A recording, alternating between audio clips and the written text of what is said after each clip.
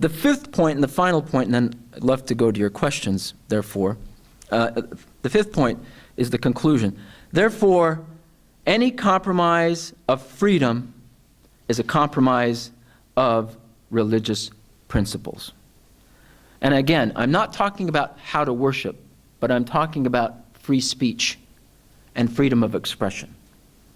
And when it comes to cartoons that defame religion, the Quran acknowledges and chronicles the attack on it. The Quran acknowledges and chronicles the attack on the Prophet.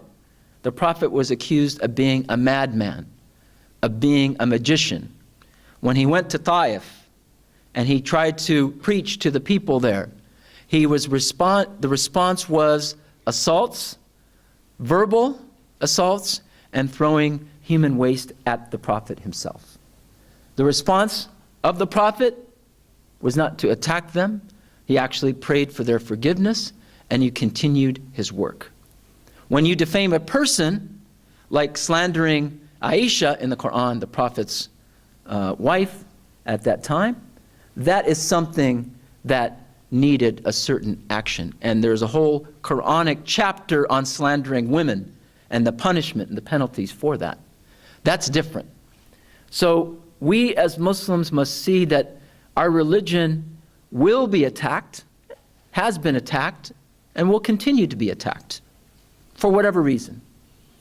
And other religions will have to deal with the same plight as well.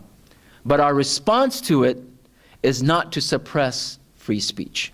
We cannot legislate penalties for attacking religion, because that will then compromise the essence of a free society, and then religion loses out in the long run. Not to mention that resentment towards us, especially here in the West, will be a byproduct of this legislation. As one Islamic scholar said on the situation of the Swiss minaret bans, we need to be building bridges, not building minarets. In other words, we take responsibility for what transpired in that particular situation.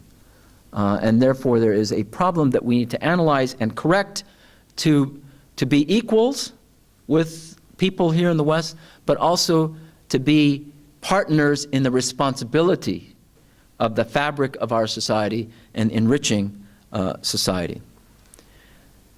The other side of the problem, though, is that there is a problem of Islamophobia in Western society, and that these cartoons and these political attacks on Islam and the Quran and the Prophet are really intended to provoke Muslims.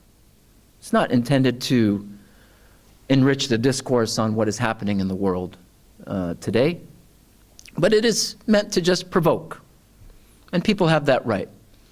But what is more important is the number of hate groups that look to that message of attacking Islam, of Islamophobia, as being not only tolerated, but the perception is it is being approved by the governments of the West.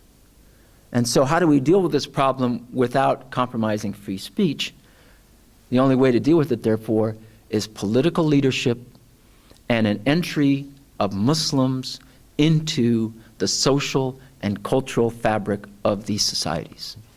And therefore, having a platform to speak and to say, yes, you have the right to speak that way, but this is a speech that is undermining our Western society, and this is a speech that is also falling into the trap of Al-Qaeda that wants to see a clash of civilizations that drives a wedge between Islam and the West. And therefore we demand more political leadership and more partnership in civil society to come out and say that this is wrong. Even though you have the right to be wrong, you have the right to say whatever you want, but we have a responsibility to also say that this is not helpful and this is actually undermining our efforts for developing coexistence and peacemaking throughout the world.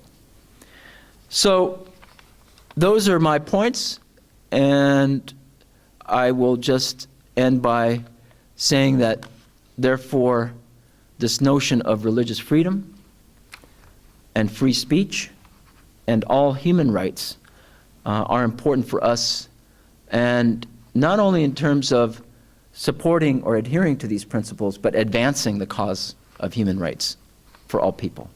Thank you very much.